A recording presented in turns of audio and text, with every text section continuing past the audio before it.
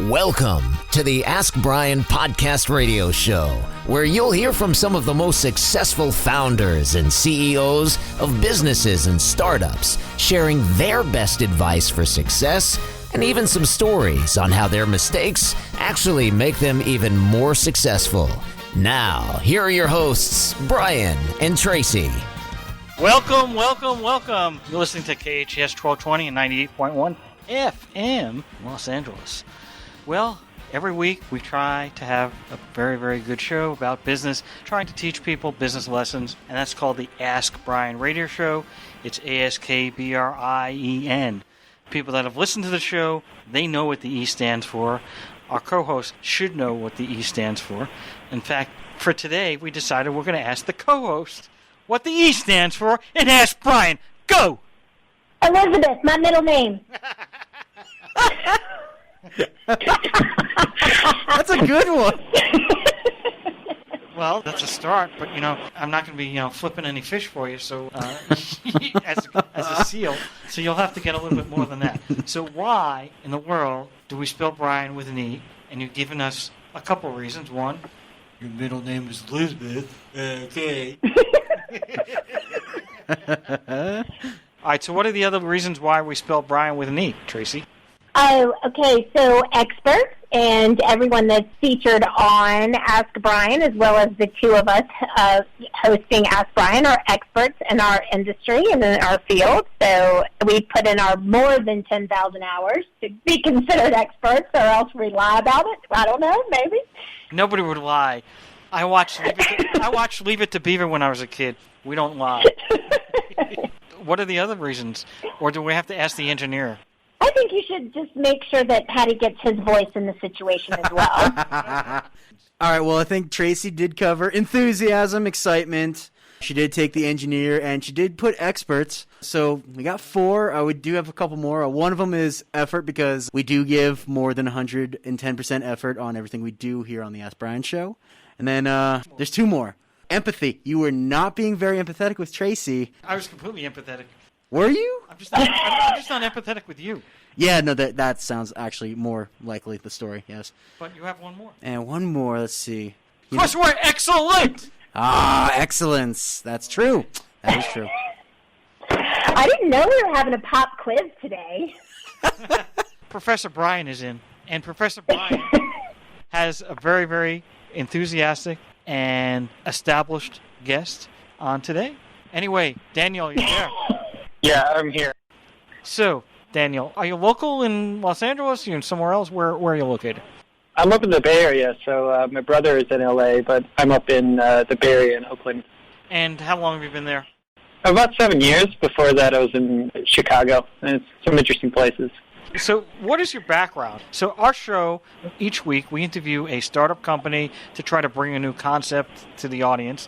We also try to teach people business lessons through, starting a business and what they did, right and wrong, and what they would do differently if they could. So let's go a little bit back. Before we get into the company that you currently have, I just want to know, what was your background prior to getting to the company that you've founded in the last few years? I want to say you're both right. I was an artist, and then I needed a real job, so I became a front-end engineer. Well, that's why they say starving artist. Yeah, but go ahead. Yeah. So I went to SEIC, which they joke stands for Starving Artists in Chicago. It's like a fine arts college. It's pretty cool, but they don't teach you anything that you can use once you graduate. All I knew was Photoshop, and I just took it from there. Design, engineering, then made it to Silicon Valley. And then a little stint as an Uber driver, and then next thing you know, I'm running this company. So everyone that wants to start a company that's worth millions and millions of dollars, you need to be an Uber driver first, okay? I'd actually recommend that, unironically, but it's a different story. Well, the engineer here may become an Uber driver very shortly. That's terrible. There's no empathy in that. There is no empathy in that. Why? That's how you start $1 million company. You got to become an Uber driver and, empathize with other people. And in that area when you're trying to, hey, I got 3 carrots today. I'm rich and I can eat today. And then you become, I'm the starving artist and I need to create something. So, Daniel, what is the name of your company? first, and then after you tell us the name of the company, what kind of business is it, and how did you get it started? Yeah, so first it was an advertising agency, actually. So after getting out of the Uber, I was like, you know what, I really like working with people one-on-one, helping them, going the extra mile. It's really rewarding. So I started consulting business, turned into an ad agency, and, you know, the mixture between tech and art was really cool because it also made money. So it was like my dream job. Tech plus art equals money. It was like I was in heaven. And then basically the pandemic hit, and everyone, the first thing they got rid of was the ad agency. So I was like, wow, if we're going to survive, we got to take this software we have, which is, you know, unlike any other, but we got to become a software company because this is not going away. And, yeah, we buckled down. We redid the software, made it a platform, and got people to jump on board, invest in it, and that's the software company now. It's you can plug it into anything, anywhere in the world. You're advertising, making money. It'll tell you where, why, how, and how to make more of it. And that's pretty much the entire thing. Okay, well, you have an ad agency. Ad agencies typically make revenue off of booking ads for people, and they usually get a commission. That's the typical traditional ad agency works, not a digital agency. You have an agency, and you're looking for clients that have advertising. How does it become a software company? I mean, we're talking apples and oranges, and my engineer can't even add 2 + 3. Well, remember, my background is in software, so before the Uber, I did, 6-7 years where I was solving stuff for, Boeing and Johnson & Johnson and Electronic Arts and, just doing whatever the boss needed me to do. And in this case, we just went to our customers and said, hey, if you can't afford a full agency anymore, what can you afford? And they said, we really love your software. Can we use your software and, not hire you at your full price? And so we just said, okay, well, it's 10% of the money, but only 1% of the work. So even if we, are walking away from, these big budget clients, we can support 1,000 of these agencies in our sleep because it's software. And that was the big risk, but it was the only way we were going to make it, essentially, and it worked. What does the software do? So have you ever run like an e-commerce store or a crowdfunding campaign where you're, selling T-shirts or crowdfunding the next big thing? Well, I've run an online store, yes. Yeah, and you've got some basic analytics, and you might run some ads, and it's not really clear how they're related, and you might hire an agency to help you out. Well, that agency has a giant Excel spreadsheet of, how they're going to go out there on the internet or, on different channels and bring in some revenue. And their paycheck relies on getting those numbers right. And it's all done in Excel, and it takes, hundreds of hours a month. And what we did is we automated the entire thing because we have a software background. We did it for ourselves, and the first iteration of the product was going to other agencies and saying, hey, we automated this entire process, where instead of, having dinner with your friends or your family, you're in Excel. Do you want us to automate this for you? And that was the product. I'm still having a little difficulty understanding. The product advertisers analyze the success of an ad. Is that what it does? Yeah. So basically, if you say, I'm selling, a toaster in Ohio, you run ads all over the world. They tell you which ad is working, why, what platform, what country, so you don't have to do any of these measurements yourself. And what type of measurements would you be doing? Well, there's, have you heard of A/B testing in advertising? Yes. Yeah, so essentially the results of that are right now just tracked in Excel, and, they put it in PowerPoint, and it's all done by hand. It's sort of it's very much an art more than a science, and all of the parts where you have to, do these measurements by hand, we just automated all of it, which speeds up the process so you can basically handle a lot more business at once, and all your clients can essentially just see the results immediately. What exactly does the software do? It analyzes. Give me the features that this software has. Yeah, so for example, if you're on Facebook and you want to know, how much money did this ad make, Facebook is going to hide that from you. They're going to tell you how many clicks and likes and shares it got, which, don't really pay the bills. But if you dig into the data, it'll actually tell you how much money it made, when and why. And uncovering that data was the first thing the software did, just to bring it front and center. And then actually elaborating on it and saying, okay, this is the country, this is the day, this is, some basic some basic analysis on it, like telling you which exact ad worked and why, what are people reacting to, plugging into Facebook and getting that data and showing you what you really need to know. That's essentially what it does. And does it work for any, like Google AdWords, Instagram? I mean, is it across the board, or is it just working just for Facebook, or what are the different platforms it works for? Yeah, so right now it's Facebook and Google, and our next one is most likely TikTok. We were going to do Pinterest and Reddit and a couple of others, but those platforms aren't really advanced enough to have APIs yet. Now, you mentioned Facebook. Does that include Instagram, because it is owned by Facebook? Yeah, sorry, the Facebook ecosystem. So Facebook, WhatsApp, Instagram, Messenger. What about Snapchat? I know that that's a newer platform, but that also is, some people are trying to advertise on there. Yeah, Snapchat and TikTok are two that, at least for us, are similar in their ad platforms, but we're most likely going to do TikTok first because it's just a bigger platform.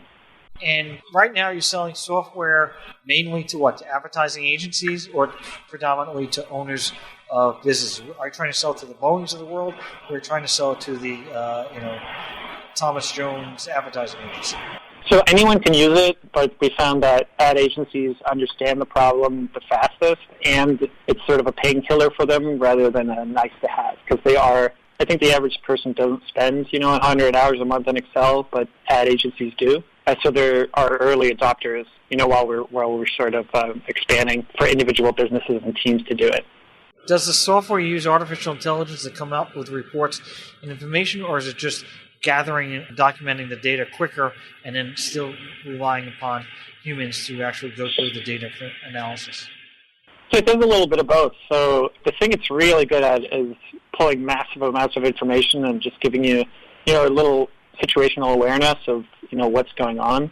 And on top of that, we're collaborating with another startup right now where they can actually read the entire comment section and give you like a machine learning analysis of what the sentiment actually is. So you don't have to read, 1,000 comments. Does it have any other features besides analysis about an ad? Yeah, so there's a couple of things sort of in the pipeline where we'll start doing things automatically. Like if in the stock market, there's like a stop loss feature if your stock goes down too fast. Yep. So stuff like that, where there's like little helpers that'll let you, put some things on autopilot, so understand them and put them on autopilot is what we're starting to build. How about for ads? So, for instance, if you're running an ad and you're spending, $10 per click, and you got a $10,000 budget and it's coming up really quickly, are there ways that it can work with that type of a system or program? Yeah, so we're starting to figure out that people don't want to think about this stuff. So if a cost per click is too high, or if the revenue from an ad is too low, if the ROI starts going negative, that you have like a automatic off for it. Well, yeah, I mean that to me seems more like a stop loss to me. That approach, that you've either gone above your budget, below your budget, or you're not getting a good enough return, then you need to do something. So to pull a stop. This information, when it's sold to the ad agency, do they have the option to share it with the client? Yeah, so essentially it's their own information that they already have. So we're actually plugging into their own data. So it's their own data presented super quickly, like click of a button. And then they have asked for white labeling, which is basically taking reporting off their hands so their clients can just log in and they never have to write a report again. And what is the typical cost for a program like this? So we're doing a little bit of value-based pricing, but we've found that an agency with, let's say, 3 clients a month will be happy paying $300-400 a month. An agency with 15 clients at any given time will pay, $1,000 a month. So we used to have a flat rate that was like agencies $1,000 a month, but now we're working with agencies and we do more like value-based pricing. So an agency with 3 versus 15 clients at any time, they'll pay about $100 a month per active client to take reporting and analysis off their hands. And one last question. So is this a contract terminable that you can terminate it in 30 days, or is it yearly, or how does that work? Yeah, so it's month to month, and you get like a nice discount for doing it yearly and paying up front, sort of like other software. So right now it's around $100 per client per month, and you can cancel any time. But we're giving like a 50% discount if you basically pay for a year. We're doing some larger yearly contracts, but we move quickly, and we like making sure our clients are happy. So knowing once a month if we're doing a good job I like that more personally than knowing once a year. By the way, Traci, you haven't even asked, so I will ask, what is the website for this great software? I'm just about to ask that question. Oh, you snooze, you lose. Yes, Daniel. What is, and you might want to also spell it too because it has a little bit of an unusual domain. So what is the website for Aphrodite? Oh, it's Aphrodite.io, so APHRODITE.io. And if you need to find it on Google, just Google Aphrodite Analytics. It'll be the first thing. Love it. You pretty much had me at your story about thinking that Steve Jobs was more interesting than Jackson Pollock. But I want to know if, when you were going to art school, is it a true story that you saw the iPod in the MoMA and drew that conclusion for yourself? Yeah, I even remember when, which was it must have been 2009, 2008 maybe. The iPhone hadn't come out, and MoMA has some design stuff, and the CD was in there and the iPod is in there. And, there's like a big hoopla about what's art and what's not art in art school, and everyone's, very pretentious. And that business could be art was just like, really wild. And that sort of stopped me in my tracks that wasn't an art museum. Well, and what was your primary medium of art? I'm just curious. I was a photographer. So I did photography, which, we're very different than the painters and the fashion department because we're sort of 1 foot in the art world and 1 foot in technology because, to operate a camera and develop the film, it's a technological process. Well, I really feel like when you review your website, and I encourage everybody who's listening to go and check it out, to me, I can totally tell that you have this aesthetic for design and it has that advertising. It looks like an advertising agency created it. Your branding is really strong. Tell me about your tagline, "We specialize in the impossible," because on your website you say, since the very beginning, pursuing the impossible has been fundamental to our culture. How does that translate over? And without a doubt, please help me understand the recruiting tool of the Rubik's Cube. Well, so our original logo, the logo had our ad agency name, and the tagline, "We specialize in the impossible." And when we switched to being a software company, we renamed the company and lost that slogan. So it was missing for about 6 months. And actually just a week ago, we were like, that was actually a big part of what we do. We should put it back on there. So that's the story of the slogan. And the origin is I've just always been a big problem solver, and I'm pretty ADD, like you guys were saying. And the harder a problem gets, the better my concentration. So I'm really, not that great at basic tasks, but give me something impossible, and I'm, focused as anything else. So that's how I came up with it, because, it is true. And the Rubik's Cube is a bit of a sort of a personal story, which is after graduating art school, I think I told you we were all going to go work at Starbucks. Yeah, it's like, you go to one of the best art schools in the world, and then you go work at Starbucks, and it's like, seems like it's cool, but it's like not really what I came to America for. And I picked up a Rubik's Cube, and I was like, if I can solve this thing, I can do other stuff. And so I just learned how to do it, and I think it took me like 2 days. And after that, I was like, all right, I know how to do something that's not art, and I can follow instructions. So I'm going to go start my career now.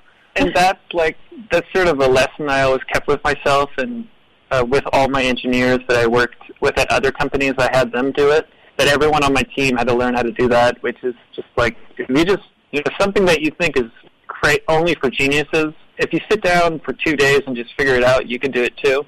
And that was so important at my teams that I ran at other startups. That when I had my own company, I was like, you know what, everybody's going to have to do this. And it brings the whole team together. People are like really, they can rely on each other to figure it out. It's a big part of who we are. Well, I guess you actually answered my next question, which was going to be, so I thought that you had to be able to do the Rubik's Cube in order to get the job with your company. But now what I'm hearing you say is that you will hire somebody if they can't do it, but they have to learn how to do it, which is really, I think that's so impressive in terms of just like a fun but really tactical way to get people to also show their commitment to wanting to be a problem solver. Yeah, and there are people who, said, I'll never be able to do this. And then there are people who said, I already know how to do this. So, for instance, Maggie on our website, she already knew how to do it. And our newest hire, he's not on the website yet, his name is Dio. He's our customer service person, and he was like, I'm never going to be able to do this. And, I walked him through it. I said, it's part of it, and I showed him a couple things, and it's sort of, what brings everyone together, which is especially important, I've found, that when I haven't met half the company because everything's remote. So when you were at the beginning of the show, you were talking about the pivot that you made from running and owning, I guess, an ad agency to moving into this technology space. That's a pretty big pivot in a short period of time. So what have been some of your growth strategies as a result of that pivot to get you where you are, I guess, a year later? Yeah, so we knew that for a while revenue was going to go down either way, because everyone's marketing budget just went to zero, starting last summer, and it picked up, a couple of months ago again. So we knew that for, let's say, between April and January, revenue was going to be really hard. So our only, way of surviving was investment, essentially. So that's how we basically kept ourselves alive. We sold 10% of the company, explained what we wanted to do, and a couple of investors really saw it. And now the main source of revenue is, we've been around, we've made connections as an agency that some of the people we showed it to, they were just like, oh yeah, your secret weapon that you were using, I can buy that now? Yeah, I'll buy that. That's amazing. So I would love to ask you if you work with any analytics around podcasting. You may not know this about me, but I, shameless self-promotion, own a podcast production marketing agency called Produce Your Podcast. And so analytics are a really challenging thing with the podcast listener. And I'm just curious if that's anything that you've ever thought about delving into, because talking about solving the impossible, it's the wild, wild west right now because agencies are interested in buying advertising on podcasts, but the analytics are really, really hard to track. That sounds pretty interesting. I got to say, we were going to do television in a few years, waiting for that to be connected, but if podcasting is a thing that needs it now, that, sounds like we might be up to bat. Well, see, I have solved the impossible for your next step. Perfect. I owe you. Where do I send the champagne? But it is, in all seriousness, you can tell how many people have listened to your podcast and how many people have subscribed. It's really even difficult to tell how many people have subscribed versus how many people have listened. But the qualitative data is a true problem that's out there right now, that the first person who solved it with an already existing relationship with ad agencies, that is going to be a really big coup, because there's the amount of spending in advertising went from $459 million to over $1 billion just in the course of from 2019 to 2020. So, that is a really big trajectory of growth for agencies to spend and buy podcasts. But as you know, being an owner of an agency, they have to check the box on all of that qualitative data. So I'm here to tell you that perhaps we should work together on that. Yeah, sure. That sounds good. It's a really interesting problem because, forgive me if I'm speaking out of turn, but I'm assuming it's going to be similar to, Instagram, which is, some people on Instagram have, 10 million followers and can't sell, 10 T-shirts. Some people have 10 million followers on Instagram and can move product like there's no tomorrow. So why people listen to the podcast and, why people decide to buy something, I'm assuming that's like a total, no man's land, or nobody really knows what's going on under the hood. Well, yes, it's that, and it's also just being able to tell, like, what percentage of your audience is male versus female. I mean, it gets down to just being that basic. It's like, it's very difficult to tell. The only thing that you can really grab a hold of right now is geographical data. You can tell if someone listens wherever they are in the world. You can take it from U.S. to state to city, but you can't tell what their socioeconomic status is. You can't tell if they're male or female. You can't, I mean, there are lots of rooms for improvement in being able to then niche those buys. That basically the only way you can niche a buy from an agency to a podcast right now is by the topic. An assumptive topic is female targeted, so therefore you would place ads in a female targeted topic podcast. So it really is a wide open space for you that would be interesting to pursue. But I guess, and that brings me to my next question, which is what is next for Aphrodite? You mentioned television. What would be different in television with Nielsen ratings or Arbitron ratings for radio, for example, than what you would be able to provide? Well, the way that internet advertising works is slowly starting to take over everything else, which is when you put something on a banner ad or a TV, it's very similar. It's just, show this to 1 million people. It's kind of like a billboard. But some of these newer platforms, they really track not who's buying more than what's selling. So, a picture of a certain photo of your product might really, really get people interested. And the other one might, they might be turned off by it and be like, I don't want this. And knowing exactly what moment is working, that's, I think, going to come to television, for instance. So, like, when you see an ad and, someone turns the volume down or is just like, I don't want to see this again, that kind of feedback, the person putting on the ad really wants to know that. They really want to know, like, this specific thing makes people say, I don't want this.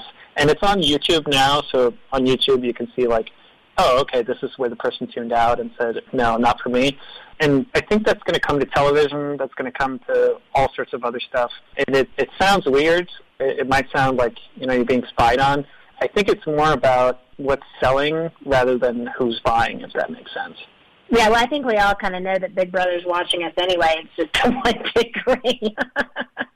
But that's a whole other topic for a whole other day. And it seemed like you work with agencies of all sizes. So do you work with independents all the way up to, like, the big firms out of New York and L.A., or are you targeting more the smaller independent firms? What is your target agent?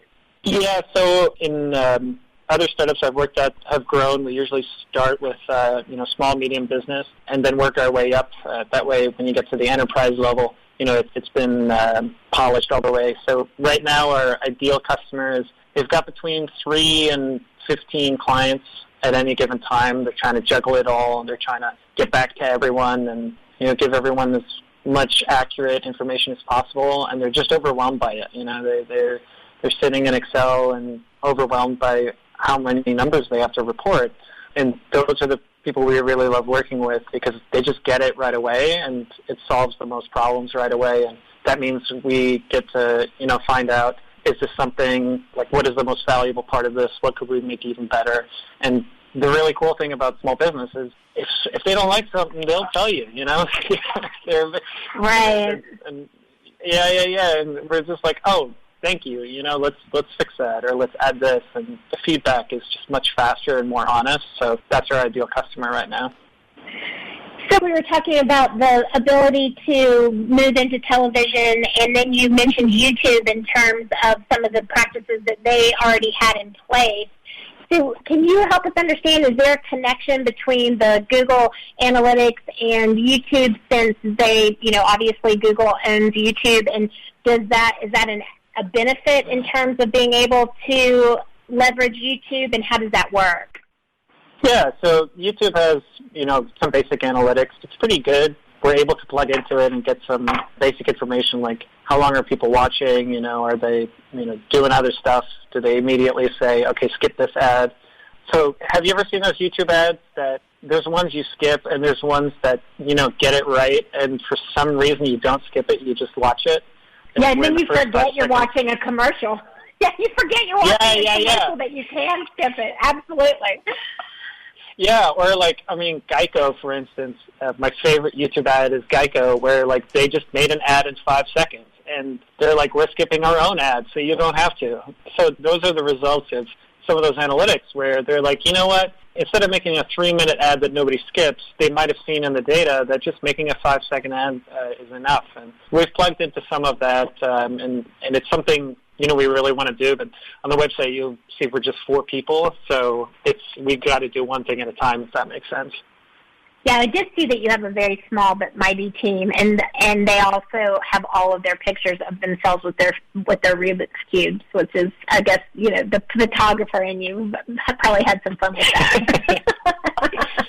So when you were mentioning before that basically from a financial perspective, you're sustainable right now with your investment and your investors, 10% of the company, was it difficult for you? What was one of the biggest challenges that you faced in getting investor capital? And what do you think that it was about Aphrodite that solidified investor capital so quickly?